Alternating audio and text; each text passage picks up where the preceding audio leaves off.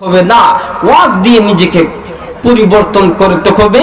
এটা চিন্তা করতে হবে, আমি যতই বড়ই নবাব বাহাদুর হই, আমি যে মরবো, আমার নামে খেয়ে মসজিদে এলান দেবে, আমি তো এটা জানি না। আমি মরার সময়, আমি যখন মরে যাব, আমার বাঁশ কে কাটবে এটা আমি জানি না।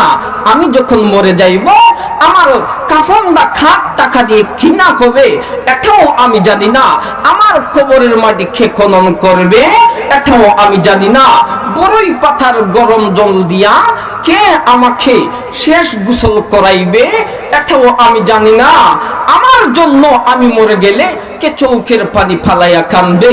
আমি যদি গজব বের মধ্যে পতিত করি, কবরের মধ্যে কে আমার জন্য নাজাতের দোয়া করবে এটা তো আমরা কোনো কিছুই জানি না। সুতরাং আমরা কোনদিন মরবো এটাও জানি না।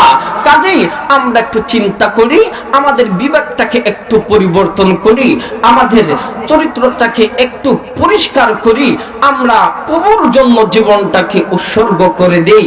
আল্লাহ সুবহানাহু ওয়া তাআলা যেন আপনাকে আমাকে এই কথাগুলার উপর আমল করার তৌফিক দান করেন।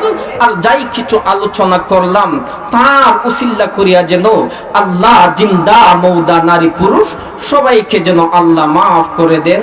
ওয়া আখির দাওয়ানা।